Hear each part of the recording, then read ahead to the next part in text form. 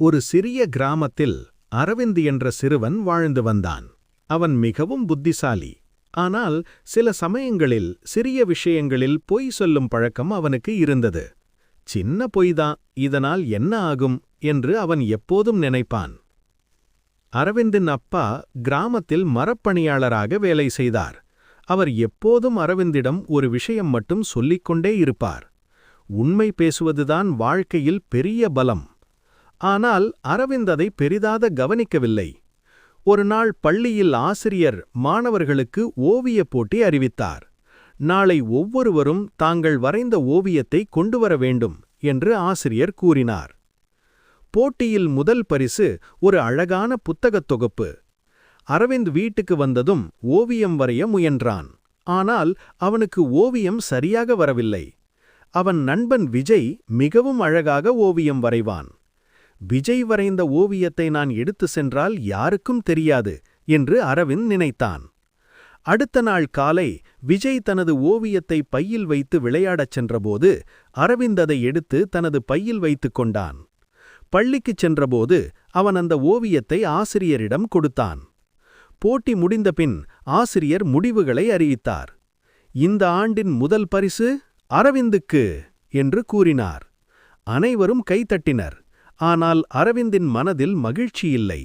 அவன் உள்ளுக்குள் பயந்து கொண்டிருந்தான்.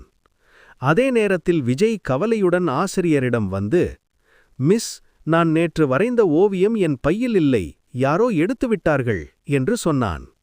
ஆசிரியர் அனைத்து மாணவர்களையும் பார்த்து, யாராவது தவறுதலாக எடுத்திருந்தால் இப்போது சொல்லலாம், உண்மை சொன்னால் தண்டனை இருக்காது என்றார். அரவிந்தின் இதயம் வேகமாக துடித்தது. அவன் எழுந்து சொல்ல நினைத்தான். ஆனால் பயந்து அமைதியாக அமர்ந்தான். சில நிமிடங்கள் அமைதியாகச் சென்றன. ஆசிரியர் மீண்டும் கேட்டார், யாரும் சொல்ல விரும்பவில்லையா? அந்த நேரத்தில் அரவிந்தின் மனதில் அவன் அப்பாவின் வார்த்தைகள் ஒலித்தன. உண்மை பேசுவதுதான் பெரிய பலம். உடனே அவன் எழுந்து நின்றான். மிஸ், அந்த ஓவியத்தை நான் தான் எடுத்தேன். போட்டியில் ஜெயிக்க வேண்டும் என்ற ஆசையில் தவறு செய்துவிட்டேன், மன்னிக்கவும் என்று அவன் தலை குனிந்து சொன்னான். முழு வகுப்பும் அமைதியாகிப் போனது. ஆசிரியர் சிரித்தபடி, அரவிந்த், நீ தவறு செய்தாய், ஆனால் அதை ஒப்புக்கொண்டது பெரிய தைரியம். உண்மை சொன்னது மிகச் சிறந்த விஷயம் என்றார்.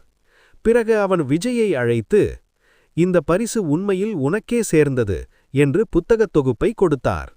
அனைவரும் கைதட்டினர். அதற்கு பிறகு ஆசிரியர் அரவிந்திடம், நீ இன்று ஒரு முக்கியமான பாடம் கற்றுக்கொண்டாய். சில நேரங்களில் தோல்வி அடைந்தாலும் பரவாயில்லை, ஆனால் உண்மையை சொல்லவிட்டால் வாழ்க்கையில் பெரிய இழப்பு ஏற்படும் என்று கூறினார். அந்த நாளுக்கு பிறகு அரவிந்த் எப்போதும் உண்மை பேச வேண்டும் என்று முடிவு செய்தான். அவன் விஜயிடம் மன்னிப்பு கேட்டான். விஜயும் சிரித்தபடி, பரவாயில்லை, இனிமேல் நாம் சேர்ந்து ஓவியம் பயிற்சி செய்வோம் என்றான். காலம் சென்றது. அடுத்த ஆண்டு நடந்த ஓவியப் போட்டியில் அரவிந்த் தனது சொந்த முயற்சியால் அழகான ஓவியம் வரைந்து முதல் பரிசு பெற்றான். அந்த வெற்றி அவனுக்கு மிகுந்த மகிழ்ச்சியை அளித்தது.